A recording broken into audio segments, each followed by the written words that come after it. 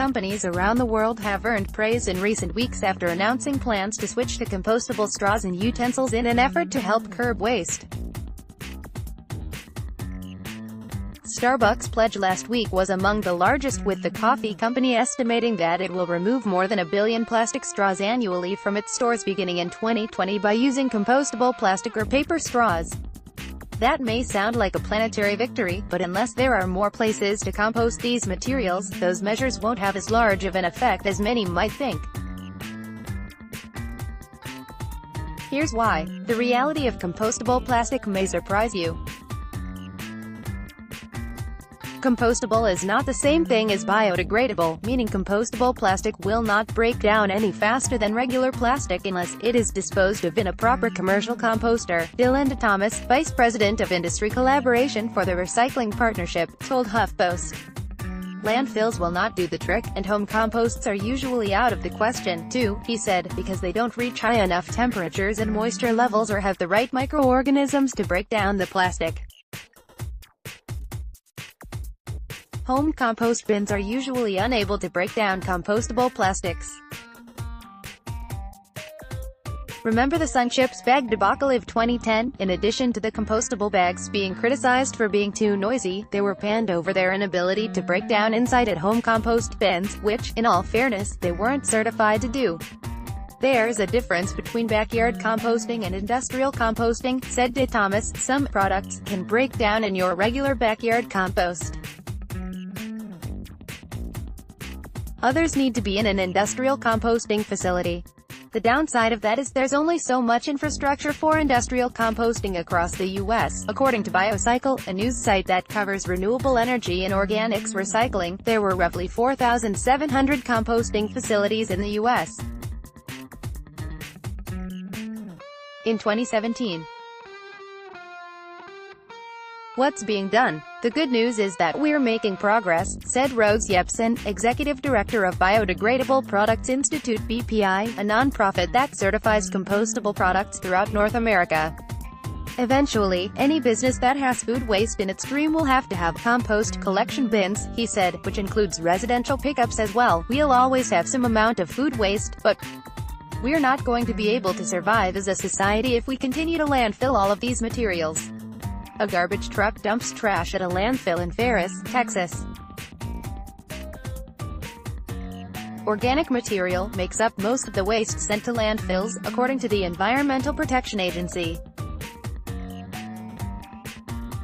Jepsen emphasized food waste because more than half of what goes into landfills in the U.S. is organic waste, such as food, yard trimmings, paper and wood. Rather than being broken down for reuse, it takes up space in landfills and creates methane gas, according to the Environmental Protection Agency. As far as small plastics go, like straws and single-use eating utensils that have proved difficult to recycle because of their size, some cities are beginning to require businesses to only offer compostable plastics. That way they can be tossed with food and other compostable materials in a shared bin for easy pickup. Earlier this month, Seattle became the first major American city to ban non-compostable utensils and straws. Should a customer request disposable straws or utensils, vendors must provide compostable ones. Similar bans are being considered in California and San Francisco, Santa Cruz County and Malibu. India is also working to ban single-use plastic by 2022.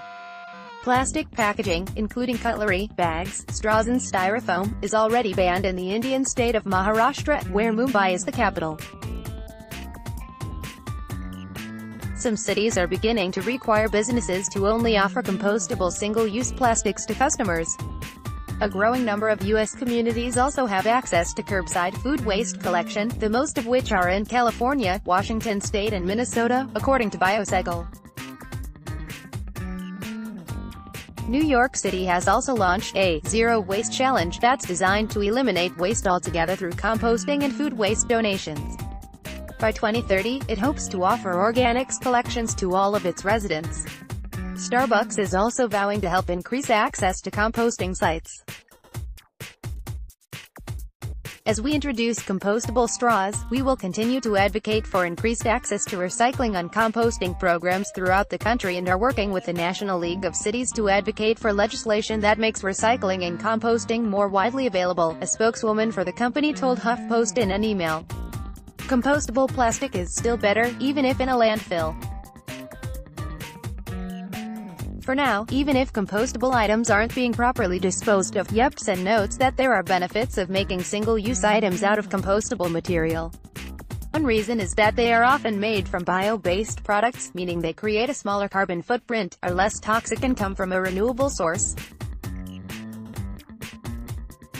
Instead of coming from fossil-based materials, they may come from plants like corn, potato, even thistle, or from an agricultural byproduct of sugarcane called bagasse. A second reason is that, though we may not have the resources to properly compost all of these items today, it's better to make progress for when that time comes. I think, by and large, it's a positive movement that the companies and cities working on this have the right vision by setting the stage for zero waste, Yepsen said.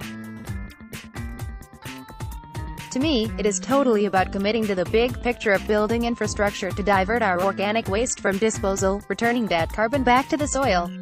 It's not about a straw or a cup in isolation, but about redesign with a purpose.